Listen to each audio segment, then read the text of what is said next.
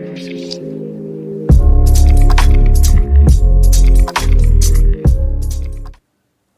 Children, laws of motion చాప్టర్లో first 3 parts చూశారు కదూ.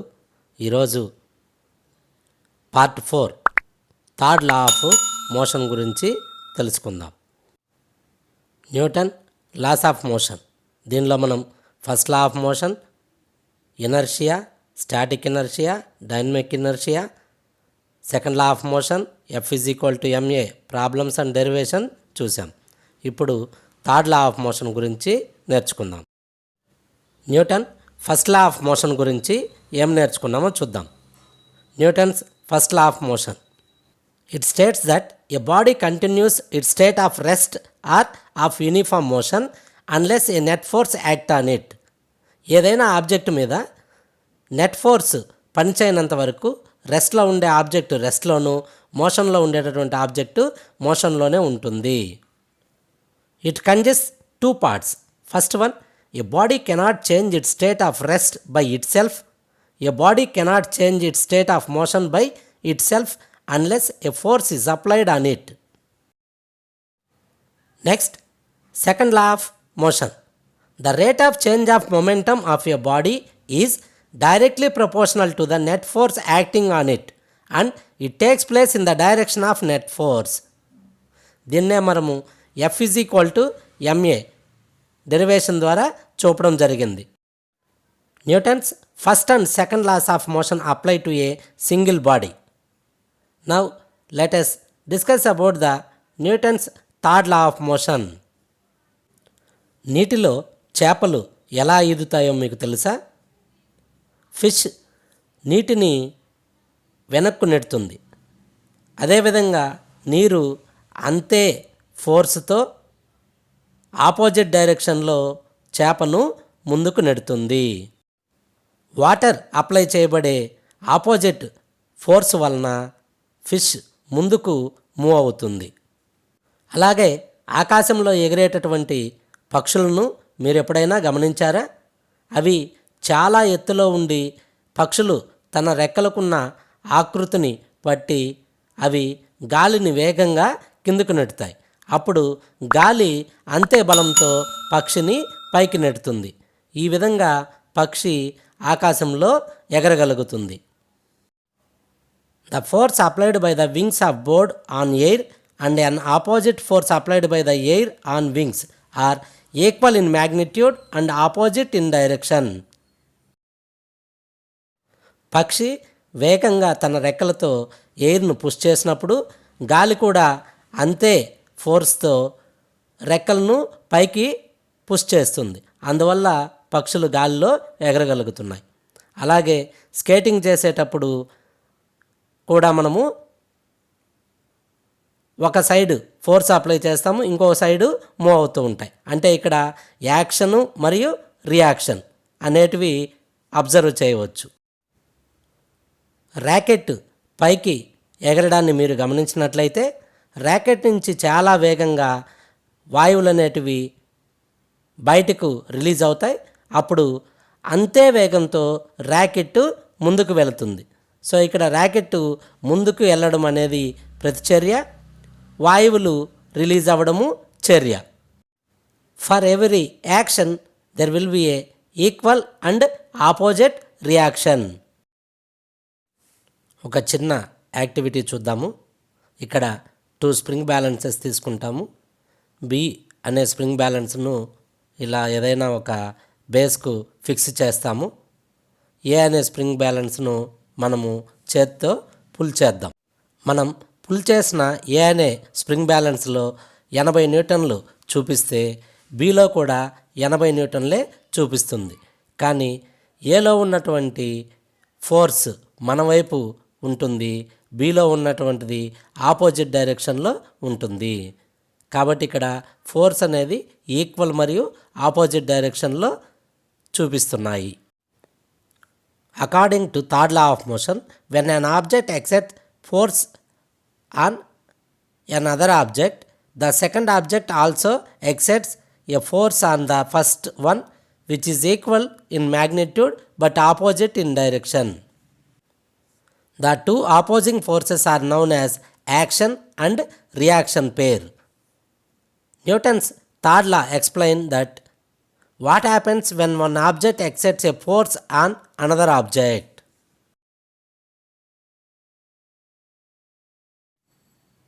FAB is equal to minus FBA.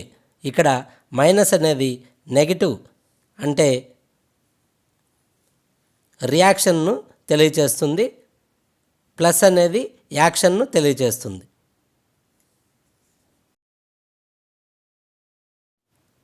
ఈ న్యూటన్స్ థర్డ్ లా ఆఫ్ మోషన్కు మనము చాలా ఎగ్జాంపుల్స్ చూడవచ్చు.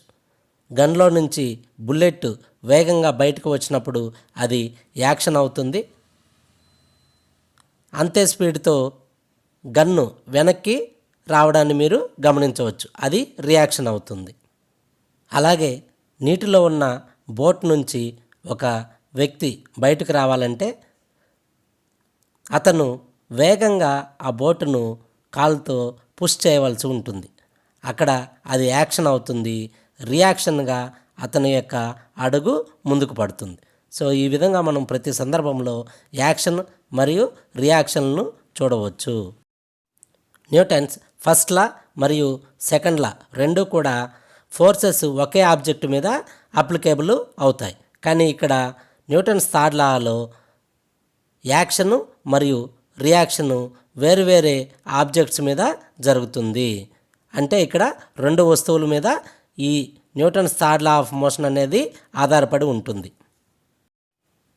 Newton's third law of motion.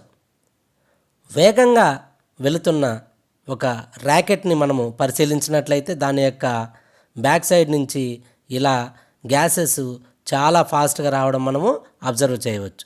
So ఇక్కడ గ్యాసెస్ అలా రావడం అనేది యాక్షన్, దానికి రియాక్షన్గా ర్యాకెట్ ముందుకు వెళ్తుంది. For every action there is an equal and opposite reaction. ఇలా పక్షులు ఎగరాలన్నా, మనము నడుస్తున్నామన్నా, స్కేటింగ్ చేయాలన్నా, పరిగెడుతున్నామన్నా, లాంగ్ జంప్ చేసే సందర్భంలోనూ, అలాగే ఫిరంగి నుంచి మందు రిలీజ్ అయ్యే సందర్భంలో, ఇలాంటి అన్ని సందర్భంలో కూడా మనము న్యూటన్స్ థర్డ్ లా ఆఫ్ మోషన్ను చూడవచ్చు.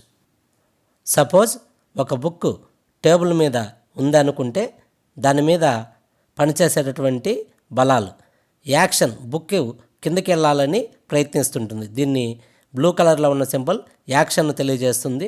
At the same time table బుక్ను పైకి పుష్ చేస్తుంటుంది.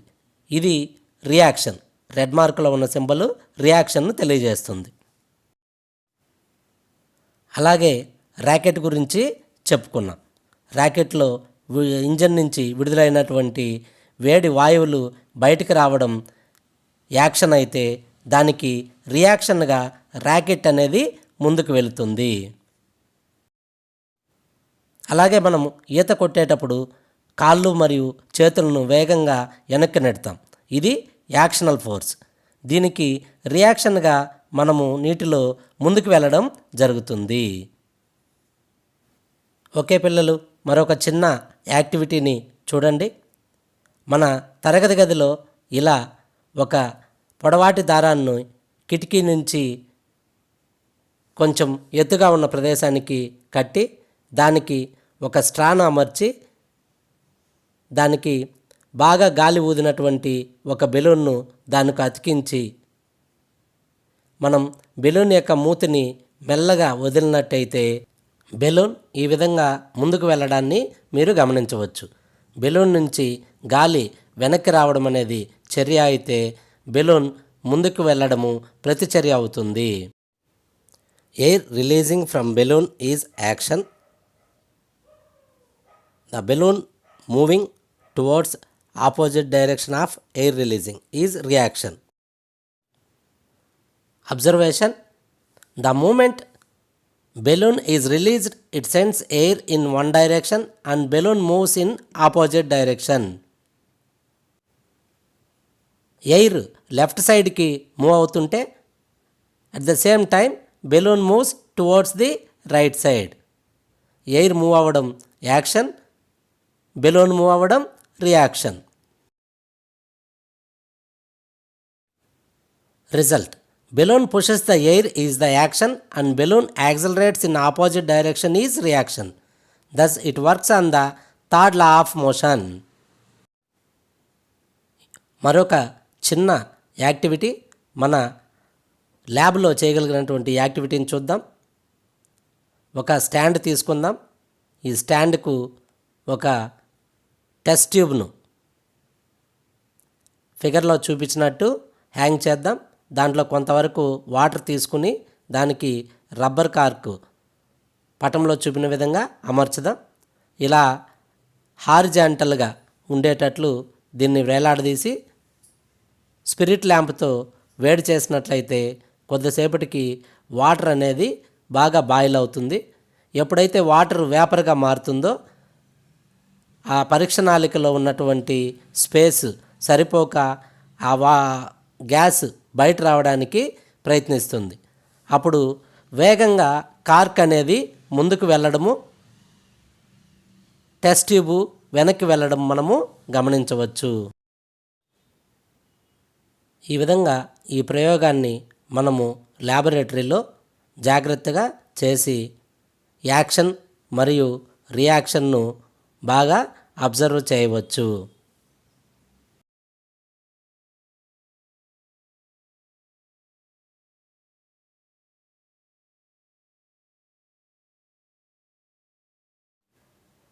థింక్ అండ్ డిస్కస్లో ఇచ్చినటువంటి ఒక ప్రశ్నను చూద్దాం. The force exerted by the earth on the ball is 8 newtons. What is the force on the earth by the ball?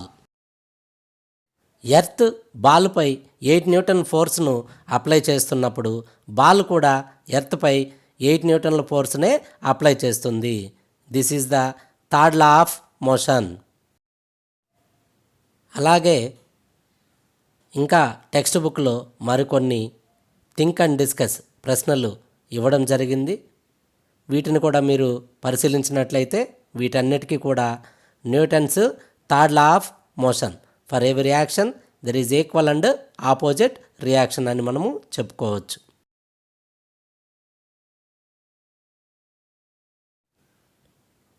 M1 మరియు M2 అనేటటువంటి 2 marbles U1 మరియు U2 వెలాసిటీస్తో ట్రావెల్ చేస్తూ ఉన్నాయనుకుందాం. U1 గ్రేటర్ దెన్ U2 అంటే మొదటి దాని యొక్క వేగము రెండవ దానికంటే ఎక్కువైనప్పుడు M1 అనేది M2ను ఢీ కొడుతుంది. ఆఫ్టర్ కొలిజన్ M1 యొక్క వెలాసిటీ V1, M2 యొక్క వెలాసిటీ V2. ఈ మార్బల్స్ యొక్క మొమెంటం బిఫోర్ కొలిజన్ మరియు ఆఫ్టర్ కొలిజన్ ఎలా ఉన్నదో చూద్దాం. మొమెంటం బిఫోర్ కొలిజన్ మార్బల్ 1కు M1 U1, marble 2 M2 U2. Momentum after collision marble 1 M1 V1, marble 2 M2 V2. Change in momentum మొదటి మార్బల్కు M1 V1 minus M1 U1, second మార్బల్కు M2 V2 minus M2 U2. Rate of change of momentum delta P by delta T. Momentum M1 V1 minus M1 U1 by T, second marble M2 V2 minus M2 U2 by T.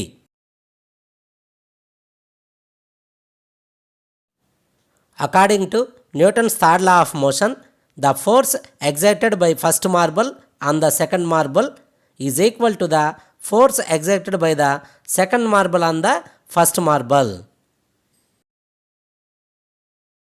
First marble second మార్బుల్పై ఎంత force అయితే apply చేస్తుందో అంతే ఫోర్స్ను second marble first మార్బుల్పై apply చేస్తుంది. So దీన్ని మనము ఈక్వేషన్ పరంగా రాస్తే F12 is equal to minus F21. ఇక్కడ మైనస్ అనేది రియాక్షన్ను తెలియజేస్తుంది. F12 అంటే delta P1 by T is equal to minus delta P2 by T. M1 V1 minus M1 U1 by T is equal to minus of M2 V2 minus M2 U2 by T. m1v1 minus m1u1 is equal to minus m2v2 plus m2u2. ఇక్కడ m1v1 plus m2v2 is equal to m1u1 plus m2u2. So m1u1 plus m2u2 is equal to m1v1 plus m2v2. So the total momentum of the two marble before collision is equal to the total momentum of after collision. Marbles యొక్క momentum before collision ఎంత ఉంటే after collision కూడా అంతే ఉంటుంది. దీన్నే law of conservation of momentum అంటాము. Conservation of momentum. In an isolated and closed system the total momentum of the system remains constant in time. Isolated system, no external forces. Closed system, no mass enters or leaves. The linear momentum of each colliding body may be changed. The total momentum P of the system cannot change. Okay పిల్లలు, మీ అందరికీ games అంటే చాలా ఇష్టం కదూ. Why does a pole vault jumper land on thick mats of foam? Pole vault jumper ఫాస్ట్గా వచ్చి pole vault చేసిన తర్వాత ల్యాండ్ అయ్యేదానికి థిక్ ఫోమ్ పైన పడతారు. ఎందుకు? ఒకవేళ సిమెంట్ పైన లేదా మట్టి నేలపైన పడితే ఏమవుతుంది? అలాగే క్రికెట్ గేమ్లో ఫీల్డర్ క్యాచ్ పట్టడాన్ని మీరు ఎప్పుడైనా గమనించారా?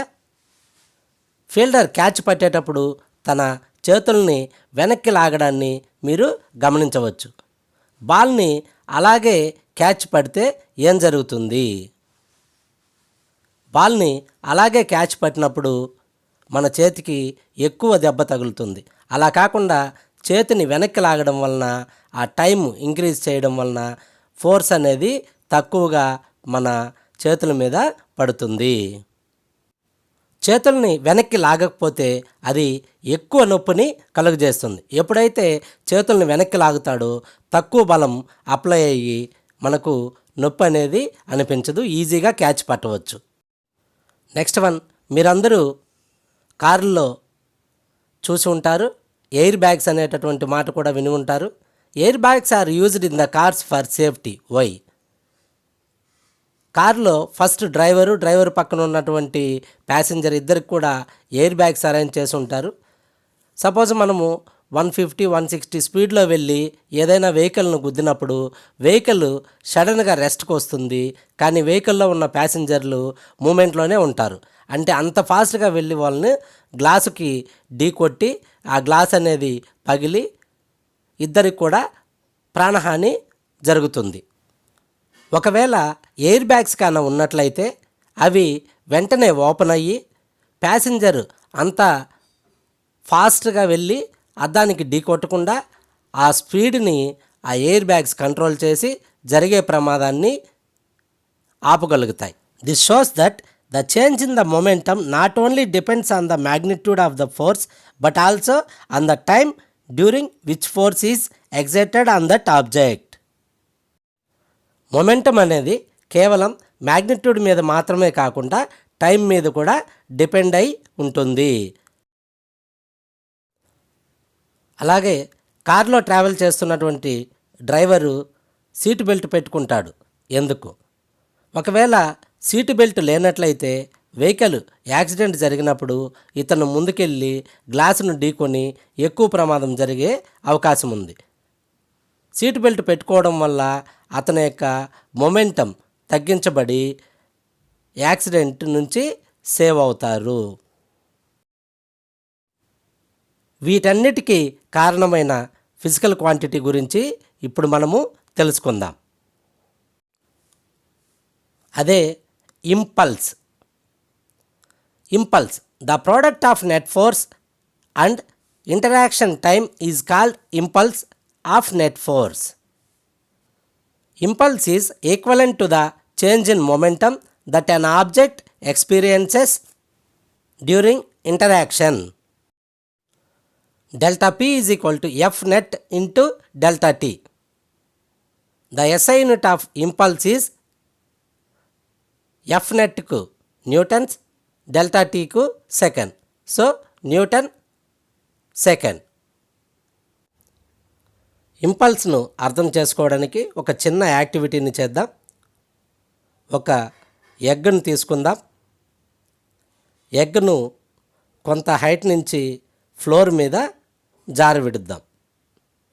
ఏం గమనిస్తారు? ఎగ్ వెంటనే పగిలిపోవడాన్ని మనం గమనించవచ్చు. అలాగే మరొక ఎగ్ను అంతే హైట్ నుంచి ఒక దిండు మీద జారి విడుద్దాం. దిండు మీద జారి విడిచినప్పుడు ఎగ్ పగలకుండా అలాగే ఉండడాన్ని మీరు గమనించవచ్చు. ఎందుకు ఇలా జరిగింది? Eggs breaks when it is dropped on cement floor. Egg does not break when it is dropped on pillow. What is the reason? When egg falls on cement floor, net force acts on the egg in short time interval. Hence, larger force acts on egg and it breaks. ఎప్పుడైతే egg cement floor మీద పడుతుందో తక్కువ టైంలో ఎక్కువ force apply కాబడి egg అనేది break అయిపోతుంది, పగిలిపోతుంది. When egg falls on cushioned pillow, net force acts on the egg in longer time interval. Hence smaller force acts on egg and does not break.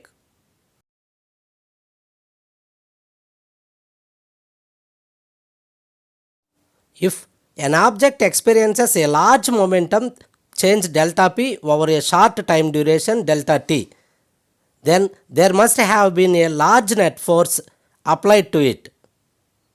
Conversely, if an object experiences a small momentum change delta p over a long time duration delta t, then there must have been a small net force F net applied to it. Okay పిల్లలు, impulse గురించి నేర్చుకున్నారు కదూ. ఇక్కడున్న think and discuss ఈ ప్రశ్నలకు సమాధానాలు మీరే రాయండి. Next, law of conservation of momentum మీద ఒక ప్రాబ్లం ఇవ్వడం జరిగింది. ఈ ప్రాబ్లంను కూడా చూసి సాల్వ్ చేయండి.